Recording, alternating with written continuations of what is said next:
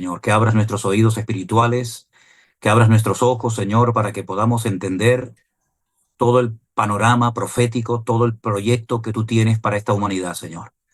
Danos sabiduría, Señor, danos memoria, danos la capacidad de retener, de poder tener presente, Señor, los tiempos en los que estamos viviendo, que son tiempos difíciles, tiempos peligrosos, tiempos donde se van a cumplir profecías que durante siglos han estado ahí esperando su momento, y pedimos en el nombre de Jesús que hoy sea un estudio de bendición para todos los que vamos a estar aquí reunidos y para todos los que después volverán a escuchar o a ver este mensaje, Señor. Ponemos todo este tiempo en tus manos, en el bendito nombre de Jesús. Amén y amén. Mis hermanos queridos, mi propuesta primeramente es que sería buenísimo y tremendamente necesario que ustedes tomaran nota de lo que yo voy a estar explicando.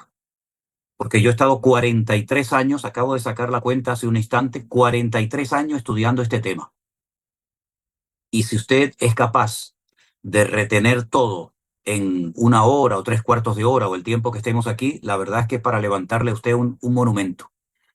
Por lo tanto, mi consejo es que tomen nota, porque lo que no entra aquí, en la cabeza, entra en una libreta, que para eso se inventaron.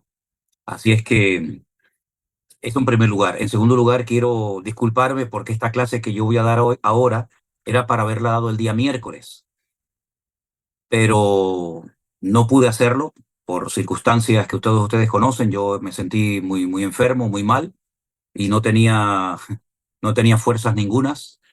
Y entonces el Señor me paró durante 2 días y fue un tiempo extraordinario que pude pasar con el Señor, y ahora pues me encuentro mucho mejor, gracias al Señor. El tema que vamos a tocar en esta tarde tiene que ver con la lección 14 y 15 de este manual titulado ¿Quién es Jesucristo?, que ustedes han estado dando en el grupo número 1, 2 y 3 de la Iglesia Virtual. Este curso de discipulado es muy bonito, es muy interesante, pero cuando llegamos, ya digo, a la lección número 14, que se titula El futuro, y a la lección número 15, que se titula Más sobre el futuro, tenemos que dar una serie de explicaciones porque nosotros no estamos 100% de acuerdo con lo que el autor de este curso de discipulado ha escrito aquí. Creemos que hay mucho más, creemos que ustedes necesitan escuchar otra explicación. Entonces, ese es el motivo por el que me animo a dar esta clase que tiene que ver con el discipulado de nuestro ministerio Centro Evangélico Vida Nueva, pero que cuando ustedes la estudian directamente del manual, pues resulta que no es realmente así. Por lo menos desde nuestro punto de vista, no creemos en algunas de las explicaciones que da el autor de este curso. Esto tiene que ver con lo que nosotros llamamos los postreros tiempos o los tiempos finales, ¿verdad? Lo que ya en el Antiguo Testamento se menciona en el libro de Daniel como los Ajarón y Amín. Es decir, algo que tiene que ver, pero no para la generación que lo recibió, sino para las futuras generaciones que se levantarían en el final de los tiempos. Ahora, el final de los tiempos o los últimos tiempos tuvieron un comienzo y tendrán un fin. Por lo tanto, es muy importante saber cuándo comenzaron los últimos tiempos y cuándo terminarán. Para saber cuándo comenzaron los últimos tiempos, tenemos que ir un momentito, y tomen nota de esta cita, a Hechos capítulo 2, al versículo 14, que nos dice la palabra del Señor lo siguiente. Hechos capítulo 2 nos habla acerca de una visitación especial del Espíritu Santo en una fiesta llamada la fiesta de Pentecostés, o bíblicamente Shavuot. Una fiesta que los judíos celebraban y siguen celebrando en la actualidad, donde recuerdan que Moisés, 50 días después de haber salido de la esclavitud en Egipto, se encuentra en el monte Sinaí a punto de recibir un regalo extraordinario. 613 mandamientos, instrucciones específicas para el pueblo de Israel en aquel momento, que la conocemos como la ley o la Torá, según el idioma que utilicemos. Cuando en ese día el Señor decide derramar su Espíritu Santo sobre aquel grupo de hombres y mujeres que se habían dado cita en el aposento alto, algunas de las personas que se acercaron al aposento alto para ver qué es lo que allí estaba pasando, dice la Biblia que algunas personas se burlaban. Otras personas comenzaron a preguntarse unos a otros, ¿qué quiere decir todo esto? Porque allí había personas de Mesopotamia, de Capadocia, de Ponto, de Asia, de África, de Roma, de Frigia, de Panfilia, de Egipto, países que hoy en día serían Irak, Irán, Turquía, Libia, Grecia, etcétera, etcétera. Sin embargo, otras personas consideraban que lo que estaba sucediendo allí era una manifestación de desorden. Decían incluso que algunos discípulos estaban borrachos, estaban ebrios. Y entonces Pedro, poniéndose en pie en el versículo 14, Hechos 2:14, dice, entonces Pedro, poniéndose en pie con los 11, alzó la voz y les dijo, varones judíos y todos los que habitáis en Jerusalén, esto os sea notorio y oíd mis palabras, porque estos no están ebrios como vosotros suponéis, puesto que es la hora tercera del día.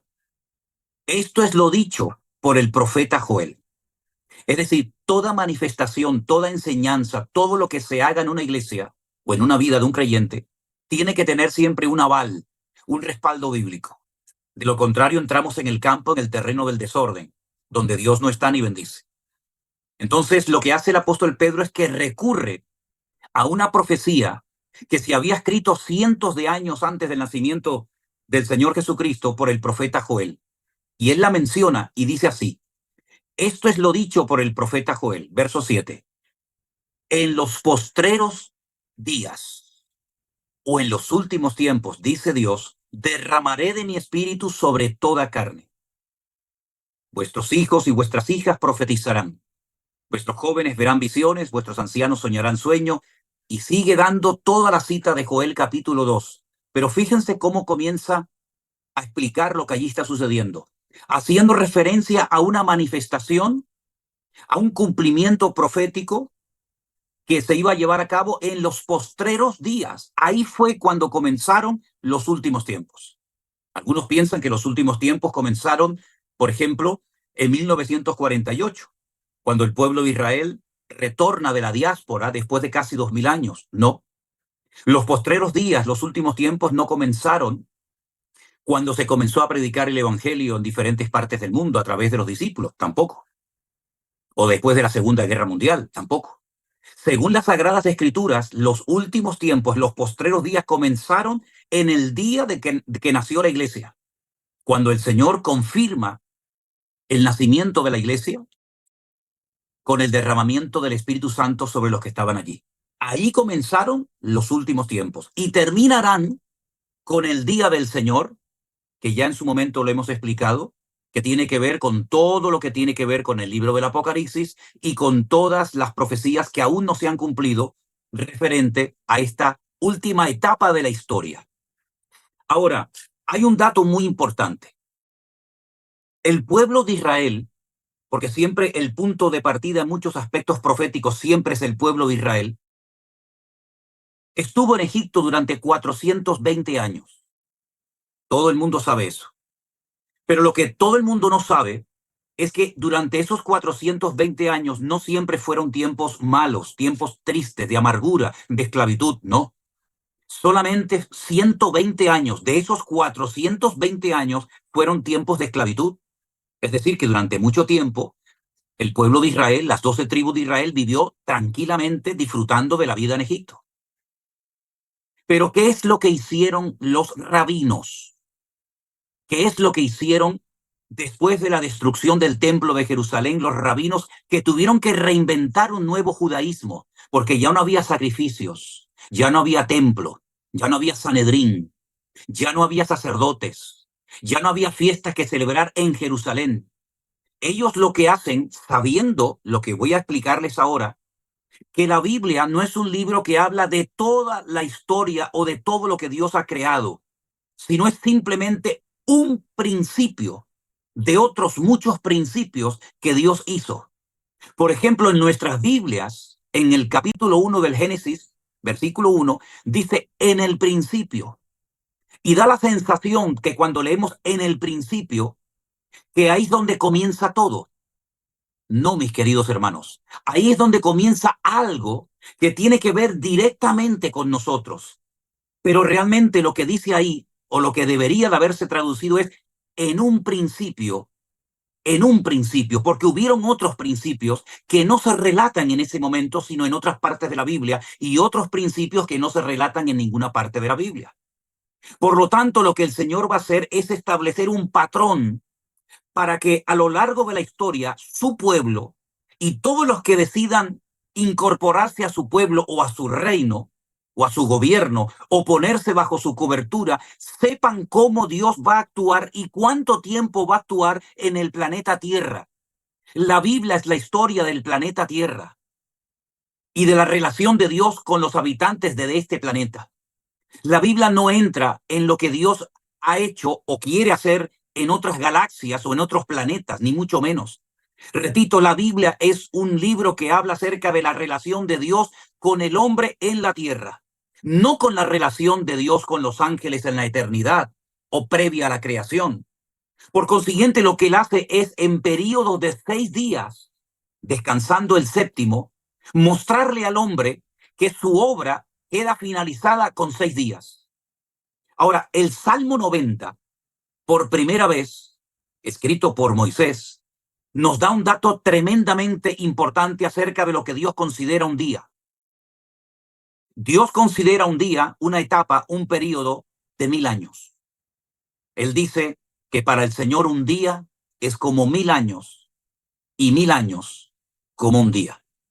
Por lo tanto, podríamos decir en cierto sentido que lo que el Señor está revelando indirectamente a través de la creación del libro, en el libro del Génesis, capítulo 1 y capítulo 2, es la historia de la humanidad en 6000 años. Repito, no de toda la historia de lo que Dios ha hecho, sino simplemente la historia de lo que Dios iba a hacer a través de sus profetas, a través de los jueces, a través de los reyes y sobre todo a través del Señor Jesucristo. Porque hay un versículo más que os quiero leer antes de seguir con esta explicación. Anótenlo. Hebreos capítulo 1, versículos 1 y 2. Repito, Hebreos capítulo 1, versículos 1 y 2. Y dicen lo siguiente. Dios, habiendo hablado muchas veces y de muchas maneras en otro tiempo a los padres por los profetas, en estos postreros días. Fíjense, otra vez aparece la expresión que aparece en Hechos capítulo 2. En estos postreros días nos ha hablado por el Hijo, a quien ha constituido heredero de todo y por quien asimismo hizo el universo.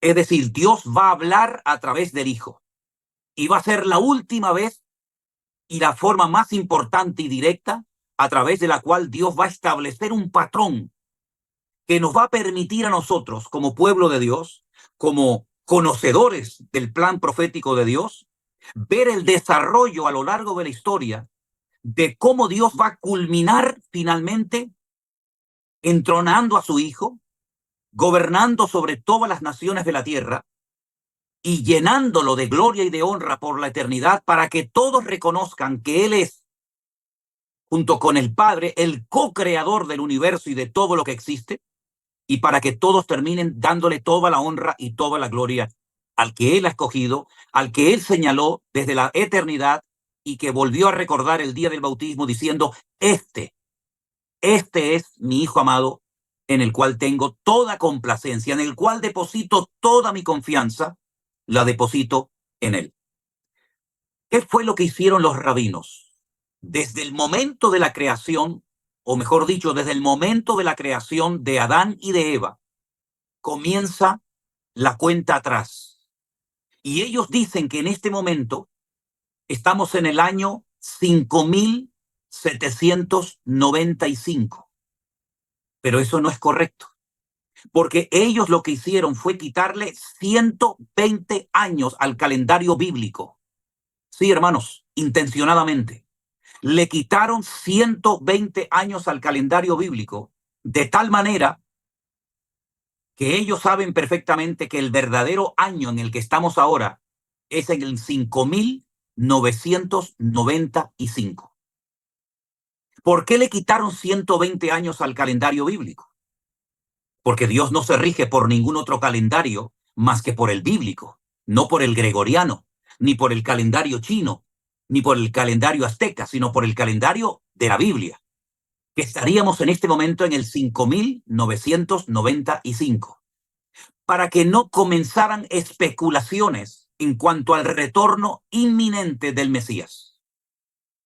Porque la Biblia nos enseña que en 6 días finaliza su obra y al séptimo día, que son 1000 años, vendría el reposo de la tierra, que se conoce como el milenio o el Shabbat, donde Cristo viene a reinar sobre todas las naciones de la tierra desde la ciudad de Jerusalén.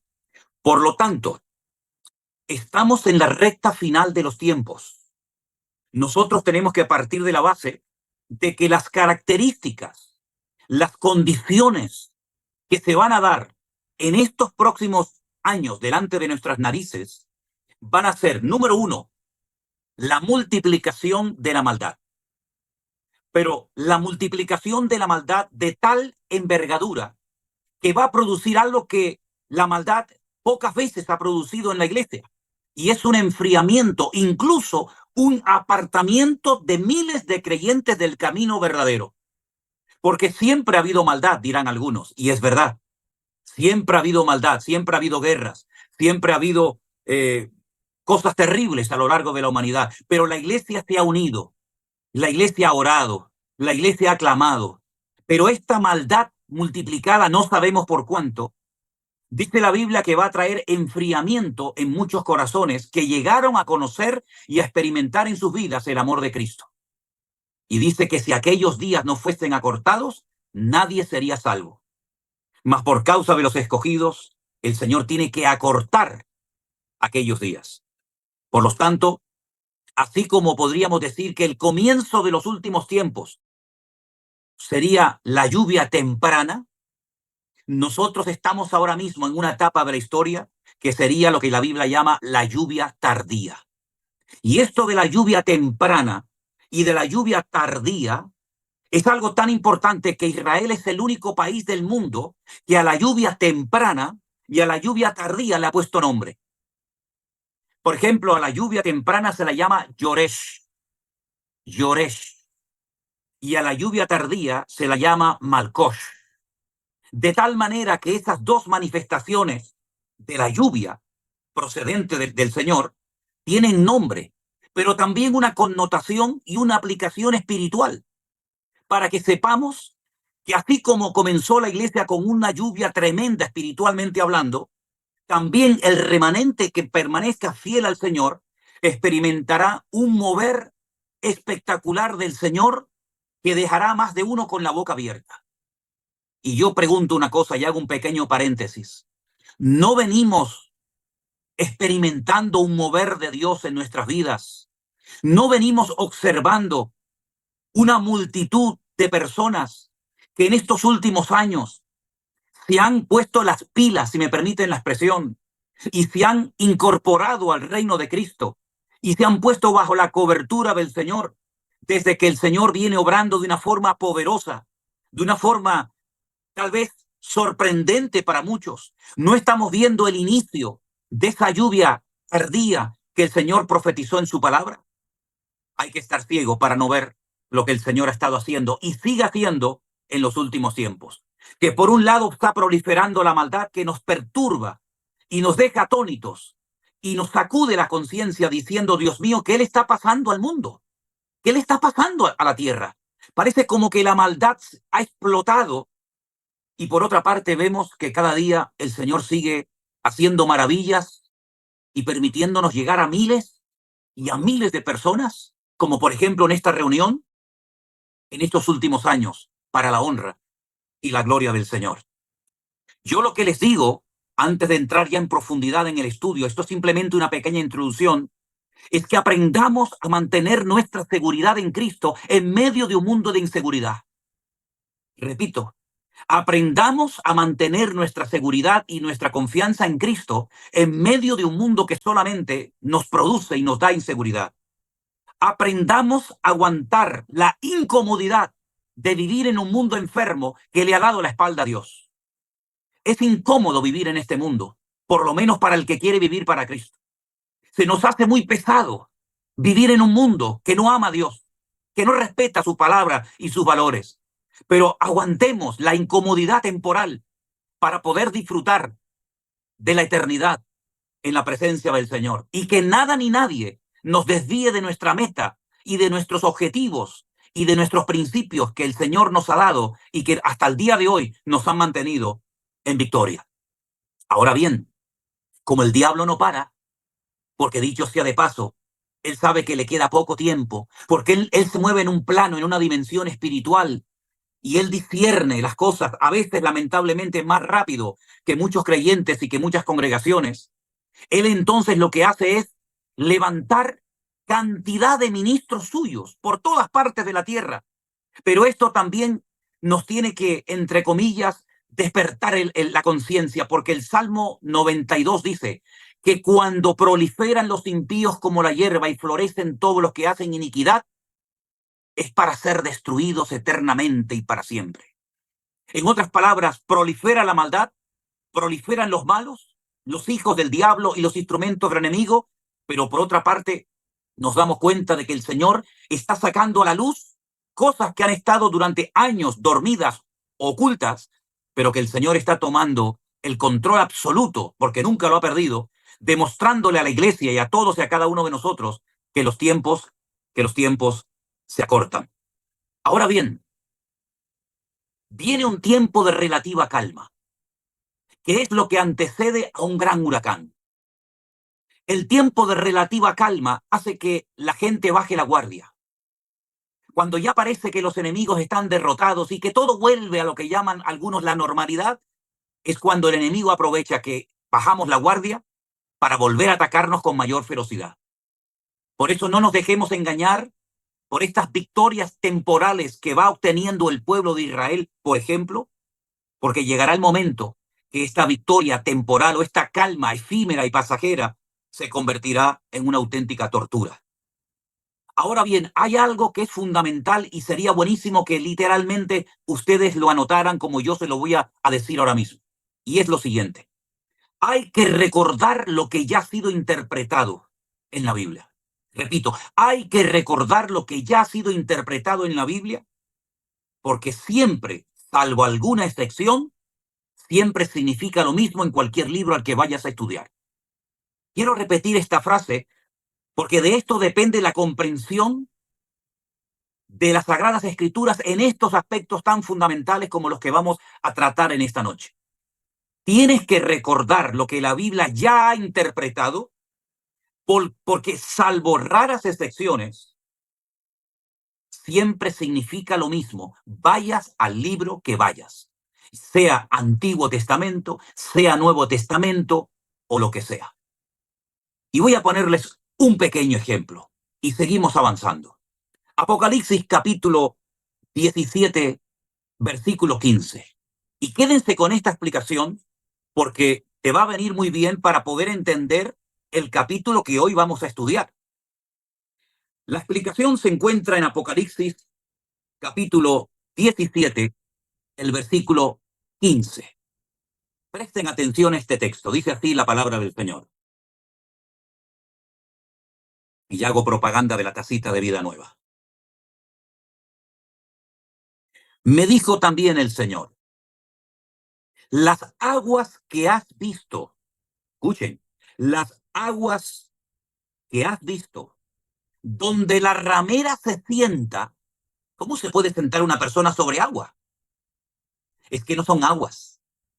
Las aguas donde la ramera se sienta son pueblos, muchedumbres, naciones y lenguas. Por eso la ramera, de la cual hablaremos en su momento, no hoy, se puede sentar y no ahogarse, no hundirse, porque no se está poniendo encima de aguas que se hundiría, sino se está posicionando encima de pueblos, de naciones de personas, de culturas, etcétera, etcétera. Entonces, quédense con esta explicación, porque entendiendo lo que significan en el libro de Apocalipsis las aguas, cuando vayamos ahora al capítulo que vamos a estudiar, vas a entenderlo mucho mejor porque ya tienes la explicación. Ahora bien, ahondando un poco más en la maldad de los hombres de los últimos tiempos. Todavía no hemos entrado en el capítulo que vamos a estudiar esta noche. Ya vamos. Dicen, no sé si ya se ha aprobado, los hermanos que viven en Estados Unidos me lo podrán confirmar o no. Por lo menos ya la propuesta se ha hecho. Dicen que en California quieren proponer una ley donde la gente en estas próximas elecciones pueda ir a votar sin necesidad de identificarse, sin necesidad de decir, este es mi ID, mi documento de identidad, y por lo tanto yo soy fulanito de tal y puedo votar. Si esta ley se aprueba, no sé si la han aprobado o no, por lo menos ya se ha propuesto, ya se ha sugerido, significa que podrán votar muchas personas que no son ciudadanos, que no están registrados, sino que les conviene votar por ciertas personas o partidos para que puedan vivir del cuento y puedan permanecer, por lo menos en teoría, en un territorio que de otra manera no podrían estar ni un minuto de su vida. Fíjate hasta dónde llega el pensamiento de la maldad del ser humano. Eso ya pasó en España. Eso ya pasó en España. No es un invento americano. A los emigrantes ilegales que entraron en Cataluña, simplemente empadronándose en un ayuntamiento, se les permitía votar por los partidos independentistas para que de esa manera pudieran ganar las elecciones e independizarse de España. ¿Qué les parece? Por otra parte, sería muy interesante que ustedes leyeran todo lo relacionado con una lista que ha vuelto otra vez a salir en los medios de comunicación, que se conoce como la lista de Epstein, no de Epstein, el científico judío alemán, no, no, la lista de Epstein, con E-P, Epstein. Este señor fue un judío que se dedicó en una isla a celebrar unas mega fiestas con famosos políticos, artistas, cantantes, gente rica del mundo. Y esa lista es impresionante, la cantidad de gente que fue allí, atraídos no por el dinero, porque aunque la Biblia dice que la raíz de todos los males es el amor al dinero, esta gente no necesitaba ir a esa isla para hacerse famosa, porque ya lo eran. Esta gente no necesitaba ir a esa isla para ganar dinero, porque ya eran millonarios. Esa gente iba a la isla porque eran atraídos por dos cosas: por el sexo libre, para poder hacer lo que no se podía hacer en ninguna parte, porque podían ser vigilados o filmados, y lógicamente por las drogas. Esta combinación es explosiva. Sexo y drogas es lo que más ata a cualquier ser humano, lo pervierte y lo convierte en un auténtico animal. Es increíble cómo todas esas personas, o la inmensa mayoría de ellas, fueron grabadas en todas las barbaridades que allí cometían. Y esa lista puede ser una tremenda amenaza en contra de esas personas que han ido a ese lugar. Porque ¿qué es lo que se pretende con estas reuniones de libertinaje, de orgías, de sexo libre? ¿Qué es lo que pretende el Club Bilderberg? ¿Qué es lo que pretenden estos grupos de elitistas del mundo, donde van incluso líderes políticos, líderes religiosos, etcétera, etcétera? La creación de un nuevo sistema mundial, dirigido por un personaje siniestro con unas capacidades espirituales e intelectuales fuera de lo común, que nosotros vulgarmente lo llamamos el anticristo o el antimesías, del cual habla muchísimo la Biblia. Yo le decía hoy a Elena, y tengo esa sensación, yo sé que la Biblia no se puede interpretar por sensaciones. Yo sé que la sensación, el sentir de cada uno, bueno, pues es algo muy particular y no puede prevalecer por encima de la hermenéutica. es decir, de la correcta interpretación de la escritura. Pero el sentir que yo tengo, después de haber estudiado por más de 43 años estos temas, y de estar viendo todo lo que estoy viendo, y de estar recibiendo información casi a diario, tengo la sensación de que este personaje está a punto de darse a conocer. Porque el mundo está entrando en una agonía sin precedentes. El mundo está en una situación tan difícil que no hay partido, no hay político, no hay nadie que en este momento sea capaz de poner orden, paz y seguridad en las naciones de la tierra. Si miramos a Medio Oriente, aquello es un polvorín. Y eso que todavía Israel no ha atacado a Irán, cosa que va a suceder en breve.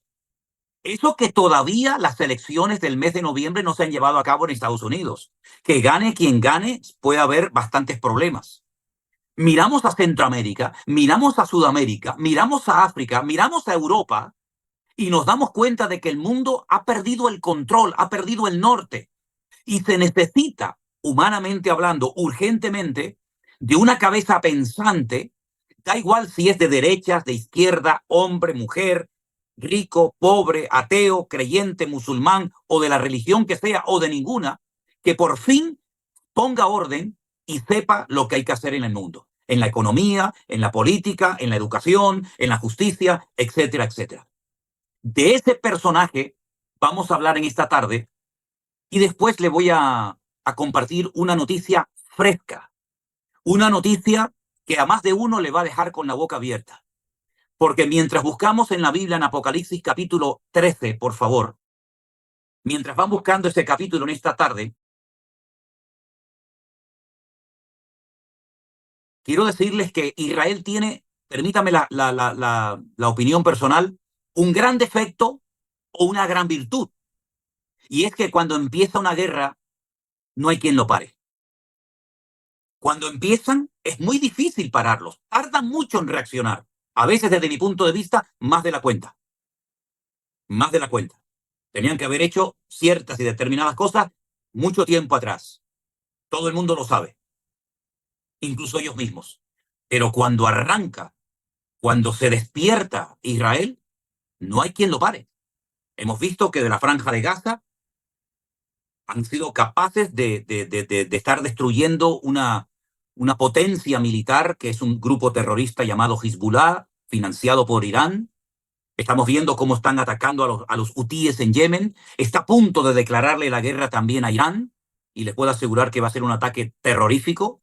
Es decir, Israel no ha hecho más que comenzar, porque detrás de todo esto ustedes tienen que saber qué es lo que se pretende alcanzar. No solamente, entre comillas, la paz, no solamente derrotar a los enemigos, sino que esta es una repetición de un hecho histórico que cuando yo se los cuente ahora se van a quedar muchos de ustedes probablemente muy sorprendidos.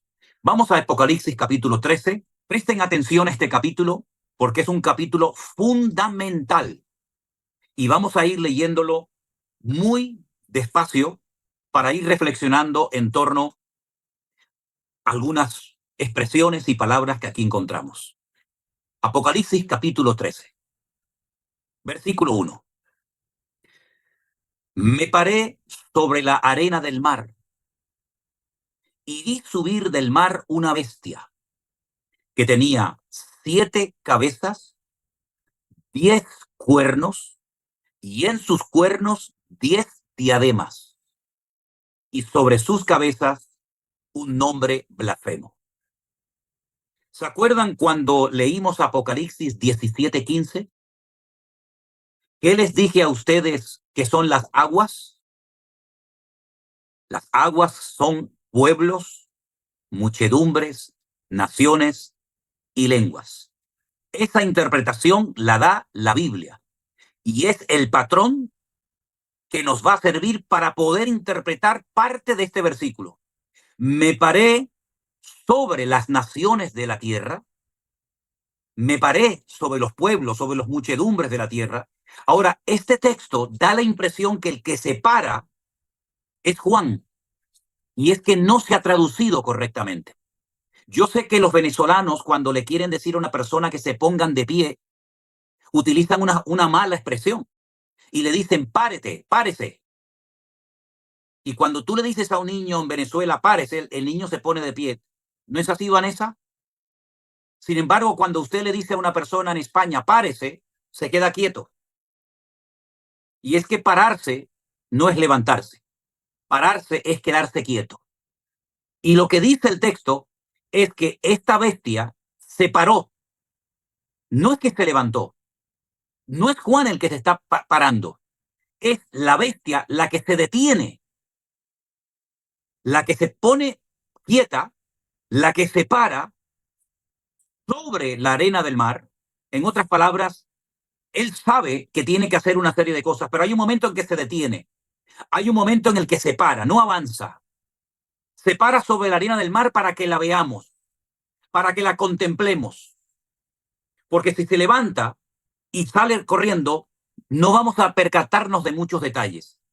Pero en esta ocasión es como que se detiene el play. Saben que estamos viendo una película, ¡pam! Usted le da pausa y entonces se queda la imagen fija.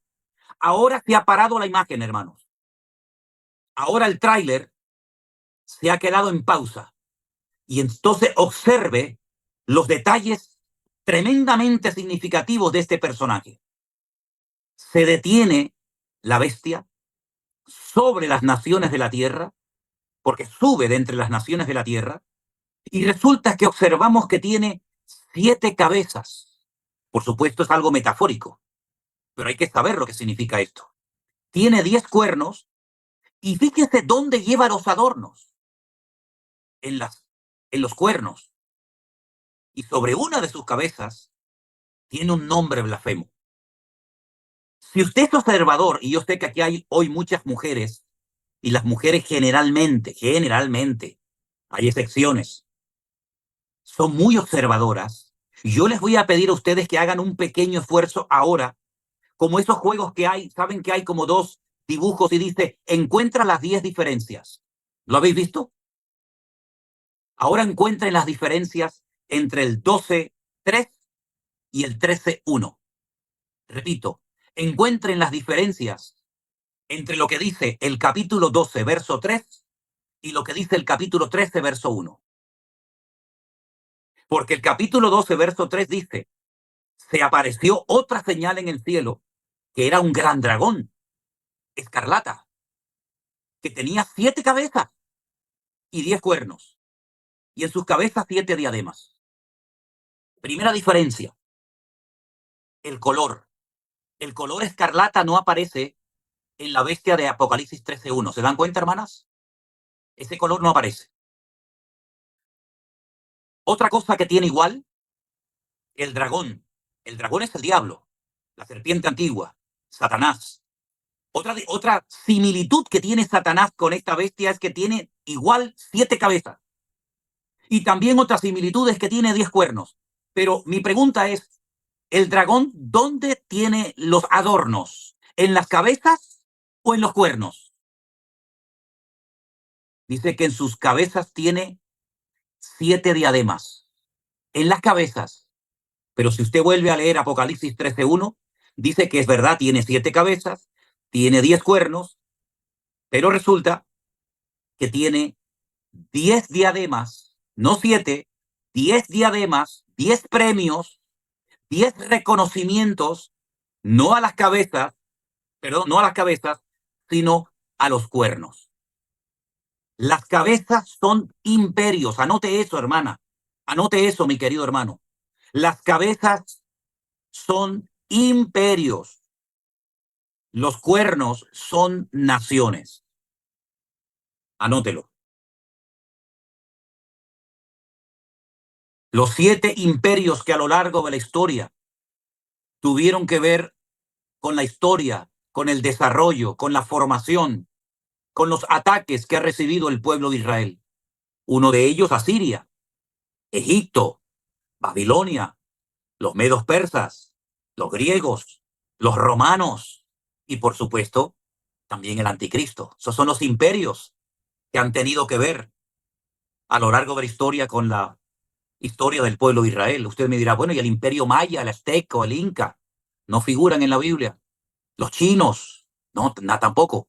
Son 7 imperios que ya han pasado a la historia, pero queda el último, la famosa bestia, con 10 cuernos, que son naciones que de una manera especial van a apoyar al surgimiento, al levantamiento de este personaje siniestro, que aquí Juan lo llama la bestia. En otro capítulo, en otro pasaje lo llama el anticristo. Pablo lo llama, por ejemplo, el inicuo, el hombre de pecado, el hijo de perdición. En Daniel se le llama el cuerno pequeño. Estamos hablando de la misma figura, estamos hablando de la misma persona, pero con diferentes nombres. Ahora, miremos las características que va a tener este personaje político que aparecerá, que se manifestará al mundo en los últimos tiempos. Tomemos nota de los datos que se nos da, se vuelve a poner la pausa en la historia para que observemos a quién se parece. Versículo 2. La bestia, o la persona que vi, se parecía, era semejante a un leopardo. Ahora, para nosotros la palabra semejante nos suena al día de la creación del hombre, de Adán y Eva, porque dice la Biblia que el hombre, aunque no era un pequeño diosecito, no era un dios en miniatura, era lo más semejante al Creador. No en aspecto físico, sino en aspecto espiritual. El hombre fue creado a imagen y semejanza de su Creador. El anticristo se parece a un leopardo, ahora vamos a definir eso. Pero sus pies, que es lo que nos mueve de un lugar a otro, dice la Biblia, benditos o cuán hermosos son los pies de los que anuncian el Evangelio, ¿verdad? Porque los pies es lo que nos traslada de un lugar a otro. Son como de oso. Pero su boca, la forma como habla, es como la boca de un león. Y hay un dato más muy importante. El versículo termina diciendo que el dragón, en el capítulo 12 dice que el dragón es, según el verso 9, la serpiente antigua, el diablo, Satanás. El dragón le dio 3 cosas. Le dio poder, le dio trono y le dio autoridad. Una sede de gobierno implica la palabra trono. Le dio poder, poder militar, poder político, poder espiritual, y le dio autoridad. En estos 2 versículos tenemos una información tremendamente interesante y amplia de cómo va a ser el personaje que se va a presentar. Ahora, para poder entender el versículo 2, donde aparecen varios animales, como por ejemplo el leopardo, el oso y el león, ustedes tienen que leer sí o sí el capítulo 7 del libro del profeta Daniel. Léanlo, por favor. Porque el mismo capítulo 7 dice de quién se trata el leopardo, el oso y el león. Aunque no están en el Apocalipsis en orden, pero en el libro de Daniel capítulo 7, Daniel vio a una serie de animales que representan a pueblos, representan a países, representan a imperios. Y por ejemplo, usted tiene que anotar ahora, que está tomando nota en esta clase de escatología, que el leopardo es Grecia. Grecia. La única diferencia es que en Daniel capítulo 7 el leopardo aparece con 4 cabezas y aquí simplemente se menciona leopardo. Pero sabemos que el leopardo representa al estilo de vida de los griegos. Ahora hablaremos un poco de ellos. El oso representa en el Antiguo Testamento, ¿y qué le dije yo al principio? Que lo que la Biblia interpreta, salvo raras excepciones, significa lo mismo en cualquier otra parte de la Biblia donde usted vaya a leer. El libro de Daniel capítulo 7 dice que el oso es medo-persa, es decir, los kurdos y los persas, o como se les conoce hoy en día, los iraníes. Los kurdos, un pueblo que en la actualidad no tiene tierra, pero que pelea por tener un territorio, que han sido muy castigados a lo largo de la historia, y los persas, que odian a Israel y que le han jurado su destrucción y que ya han atacado a Israel. Precisamente atacaron a Israel, fíjense qué significativo, el mismo día que los judíos se rebelaron en el gueto de Varsovia, en la Segunda Guerra Mundial. El mismo día, en el mes de abril de este año.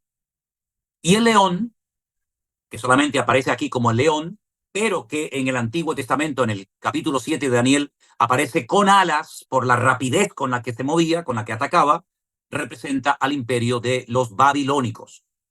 Entonces tenemos que este personaje llamado el anticristo, o aquí la bestia, se va a parecer a un leopardo, a un griego, que le daba una importancia tremenda al aspecto físico, a la intelectualidad, a la filosofía, al deporte, al hedonismo, a todo lo que tiene que ver con aparentar y figurar. Al mismo tiempo va a tener la boca de un persa que parece que habla muy sutil, muy suavemente, pero que te cautiva la forma de hablar, pero por dentro es tremendamente peligroso. Y al mismo tiempo va a actuar como un babilónico, con la soberbia y la arrogancia de un babilónico. Es decir, tendrán apariencia de piedad, pero negarán la eficacia de la misma. Es una mezcla de cultura griega, de cultura persa, de cultura babilónica, tres imperios que tuvieron que ver muchísimo con la historia del pueblo de Israel. Ahora, lo curioso de esto es que, por ejemplo, los griegos, escuchen bien esto es muy importante y para mí creo que muy interesante, los griegos no destruyeron el templo de Jerusalén, no lo destruyeron, lo reconvirtieron en un centro de deporte, en un auténtico spa, en un gimnasio, y lo decoraron al mismo tiempo con sus dioses, con sus divinidades, con Júpiter, etcétera, etcétera. Por el contrario, los babilónicos sí destruyeron el templo de Jerusalén y se llevaron cautivos a Babilonia una gran masa de judíos que se salvaron de la destrucción de Jerusalén. Y es curioso ver también cómo los persas finalmente fueron los que financiaron la reconstrucción del segundo templo de Jerusalén. Por una parte los atacan y después por otra parte financian a través de Ciro, que era un persa, la reconstrucción del segundo templo de Jerusalén. Es decir, tenemos ante nosotros a un personaje siniestro cuya personalidad nos está definiendo claramente la Biblia por nombres de animales que, sabiendo qué animales representan, podemos saber en todo momento cómo se va a comportar este personaje en los últimos tiempos. Ahora, hagamos una pausa antes de avanzar. En los tiempos del rey David, cuando él sube al trono y está primeramente unos años, 7 en Hebrón y 33 en Jerusalén, aunque el sueño de David era la reconstrucción del templo de Jerusalén, el Señor lo utilizó para vencer, conquistar y dominar y convertir en tributarios a todos los enemigos que rodeaban al pueblo de Israel. Llámense filisteos, llámense amalecitas o llámense como quieran. David fue el hombre que conquistó más territorio que cualquier otro rey de la antigüedad. No conquistó todo el territorio que se le había prometido a Josué, desde el desierto hasta el gran río Éufrates, pero repito, fue el rey que más territorio conquistó durante su reinado de casi 40 años. Cuando todos los enemigos de alrededor estaban conquistados, dominados, subyugados, entonces se levantó su hijo Salomón, que en tiempo de paz pudo dedicar prácticamente muchos años de su vida a construir el primer templo de Jerusalén. Como la Biblia dice que lo que será es lo mismo que fue, el pueblo de Israel en este momento está en la misma situación de la época del rey David. Por eso los judíos dicen que vendrán dos Mesías. ¿A qué no ha habido oído nunca eso muchos de ustedes? No uno, dos Mesías. David ben Yosef,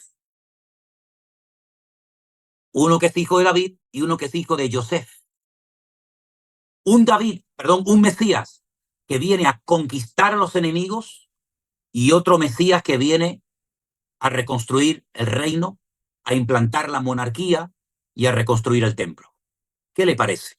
David, Ben Yosef y Ben David. Muchas gracias, Marisol, gracias. Ben David y Ben Yosef. El hijo de David y el hijo de José. David sin Salomón es como una barca que rema con un solo remo. Salomón, sin el trabajo extraordinario que llevó a cabo su padre, repito, sería como una barca que rema sobre un solo remo. David necesitó a Salomón, Salomón necesitó de David. Si David no logra vencer y derrotar y convertir en tributarios a todos los enemigos del pueblo de Israel, Salomón nunca hubiera podido reconstruir el templo. Construir el templo, no reconstruir, construir el templo por primera vez. Es decir, que ambos se necesitaban.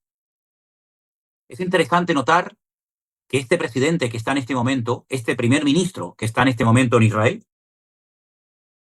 se ha tomado muy en serio derrotar, subyugar a Hamas, a Hezbollah o a quien se le ponga por delante. Pero ese es el objetivo final de Israel, dominar a todos los enemigos y nada más. Y después, cuando se han derrotado los enemigos, la pregunta es, ¿y ahora qué? ¿Y ahora qué? Se pregunta mucha gente, ¿qué va a pasar con Gaza? Pero yo voy más allá. La pregunta es, cuando estos enemigos sean derrotados, ¿ahora qué se espera? El cumplimiento del sueño dorado de Israel, por el cual han estado rogando y suplicando en los últimos 2000 años. Construir el templo de Jerusalén. ¿Dónde? En el único lugar del mundo donde se tiene que construir el templo de los judíos. En la ciudad santa de Jerusalén. ¿Y en qué parte de la ciudad de Jerusalén? En el monte Moriah, donde estuvo el primer templo y el segundo templo, que curiosamente fueron destruidos el mismo día, el día 9 del mes Av, pero lógicamente en diferente año.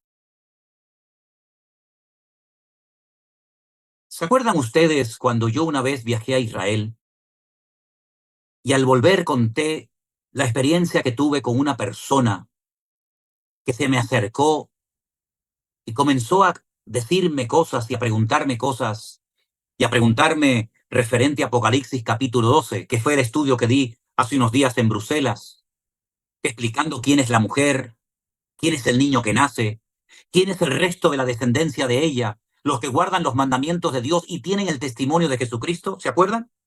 Yo le dije, la mujer es Israel, el niño es el Señor Jesús, y el resto de la descendencia, los creyentes, los que tienen el testimonio, el testigo de Jesucristo.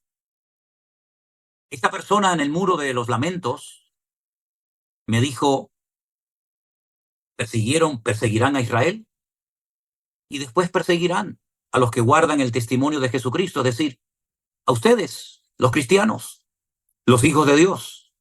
Me habló de la guerra de Ucrania.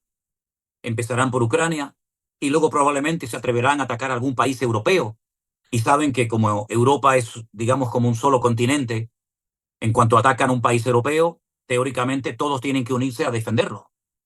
Ya se ha hablado de la posibilidad de atacar Noruega, ya se ha hablado de la posibilidad de atacar Polonia, en fin, solamente Dios lo sabe. La cuestión está en que esta persona se ha vuelto a poner en contacto conmigo y hemos tenido larguísimas, larguísimas conversaciones. Él es un ortodoxo judío. Él es el típico judío con su talit, con su kipá, con sus tirabuzones, etcétera, etcétera. Y me comentó hace unos días algo y lo digo porque me dijo, cuéntalo, cuéntalo, porque según sus palabras, no las mías, según sus palabras, a ti te van a escuchar más que a mí. Y tú tienes la posibilidad de hablar a miles de personas, que yo no tengo esa posibilidad. Así que creo que el Señor te ha, te ha escogido para esta hora. Así que habla y no calles. Y por eso me atrevo a decirlo. Él es un judío ortodoxo creyente en Yeshua, creyente en el Señor Jesucristo como nosotros. 100% exactamente igual que nosotros. Cree en la segunda venida del Señor, lee el Nuevo Testamento, ha nacido de nuevo. No hay ninguna diferencia, salvo que es de raza judía, nada más. Me comentó que se le ha propuesto, no hace mucho tiempo, formar parte de un grupo de judíos ortodoxos muy, muy radicales que se han estado armando hasta los dientes con el objetivo de subir en cualquier momento a la explanada de las mezquitas y llevar a cabo una carnicería como nunca antes se podían haber imaginado que se podía haber llevado a cabo. Mi pregunta fue, pero ¿tú sabes la que se puede armar a nivel mundial y en el mismo Israel si eso sucede? Y me dice, lo curioso es que durante años los judíos teníamos prohibida la subida arriba, a la explanada a orar, a pasear, pero esa prohibición ya se ha quitado. Ahora podemos subir, lógicamente corremos peligro, pero podemos subir. Y entonces lo que se les ha ocurrido a estos judíos ultraortodoxos es que han llegado a la conclusión de que a lo largo de la historia el pueblo de Israel construyó altares de sacrificio antes de tener el templo de Jerusalén en Jerusalén. Es decir, que no hace falta tener un templo para primeramente tener un altar del sacrificio. Entonces, han hecho un altar portátil, un altar portátil. Se han preparado más de 1.500 coanim o sacerdotes en escuelas rabínicas alrededor de la ciudad de Jerusalén y en otras ciudades para subir en cualquier momento con la excusa de presentar sacrificios. Pero claro, él me decía, tú sabes perfectamente que ese lugar, por todo lo que ahí ha sucedido y se está haciendo, está contaminado. Entonces hace falta hacer el sacrificio de lo que en hebreo se conoce como la pará adumá, el sacrificio de la vaca roja, que es nada más que sacrificar sobre el altar una vaca que tiene todos los pelos de su cuerpo de color rojo, no hay ninguno blanco, ninguno negro, ninguno de otro color, para que esa vaca, digamos, perfecta, sea sacrificada, sea quemada por entero sobre el altar y con las cenizas de esa vaca se rocíe sobre aquel lugar y se purifique de esa manera ese lugar que según ellos ha quedado contaminado.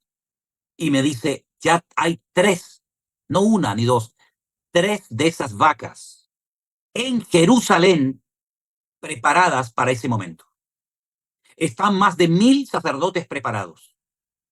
Está el altar portátil preparado. Están las tres vacas preparadas. Solamente tienen que subir y producirse algo que jamás en la historia ha pasado y apropiarse de ese lugar con el objetivo de volver a reconstruir el templo de Jerusalén.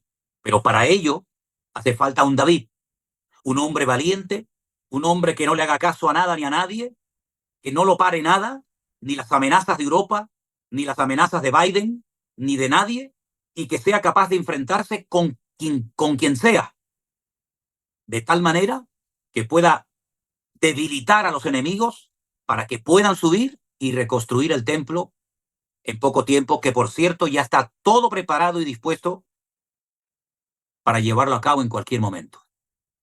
Están dispuestos a que corran ríos de sangre. Están dispuestos a pagar el precio que sea necesario, porque saben que los tiempos se acortan.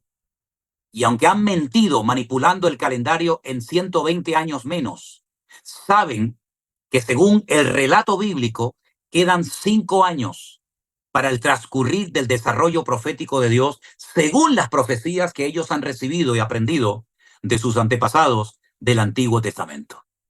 Es decir, estamos en un momento de la historia tan trascendental que muchos creyentes no son conscientes de que queda poco tiempo para que lo que hemos leído y predicado durante, yo personalmente, 43 años de mi vida, que se dice pronto, veamos cómo por fin comienzan a cumplirse cosas que eran un sueño, que eran algo impensable, pero que hoy en día son totalmente posibles.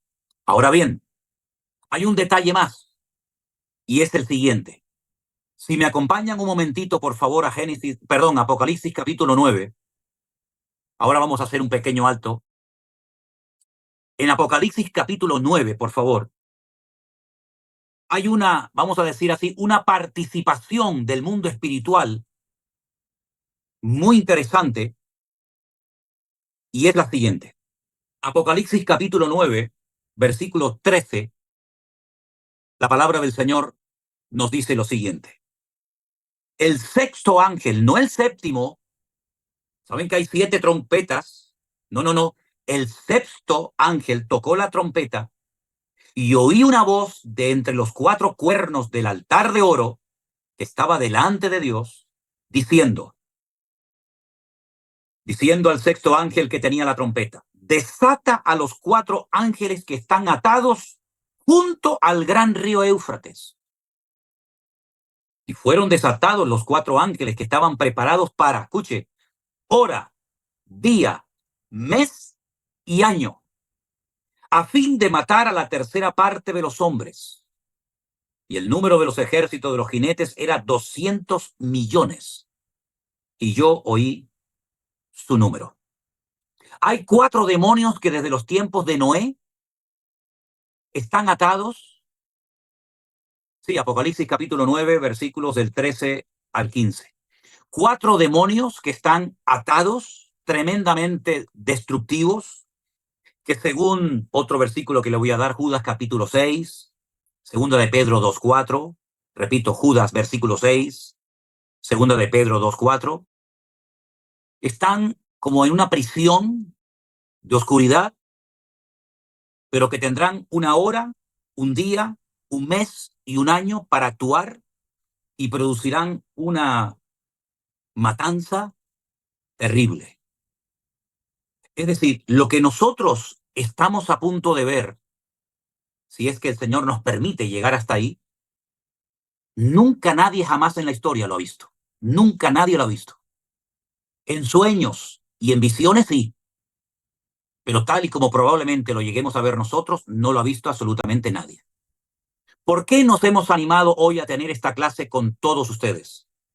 Porque se ha enseñado durante mucho tiempo que cuando las cosas se pusieran muy feas, muy duras, muy difíciles, la iglesia, los cristianos, los hijos de Dios, no íbamos a estar en el planeta Tierra, sino que el Señor nos iba a llevar a lo que se conoce como las bodas del Cordero, la fiesta de la novia con el amado, con el Señor Jesús. Mientras tanto, la tierra se despedazaba y finalmente nosotros vendríamos. Pero sin embargo, ustedes saben perfectamente que el apóstol Pablo, por revelación del Espíritu Santo, dijo que es a la final trompeta. Y hay 7, no 4 ni 5, sino 7 trompetas. Y él dice en 1 Corintios capítulo 15, aquí os digo un misterio, no todos dormiremos, pero todos seremos transformados en un momento y en un abrir y cerrar de ojos. Es como de gusano a mariposa. Todo cambiará a la final trompeta. A la final trompeta. Y hay 7 trompetas en el Apocalipsis, hermana. No una ni dos, hay 7. Y Pablo dice, a la final trompeta. Cuando se toque ese último toque de trompeta, y el último toque de trompeta aparece en el libro del Apocalipsis, le digo exactamente dónde. Empiezan en el capítulo 8, ¿verdad? Y nos vamos adentrando en el libro del Apocalipsis y encontramos que las trompetas empiezan en el capítulo 8, versículo 6, saltamos al capítulo 9, ¿verdad? Seguimos por todo el capítulo 9, encontramos a los 2 testigos predicando en la ciudad de Jerusalén y llegamos al capítulo 11, versículo 15, donde oímos el séptimo toque de trompeta.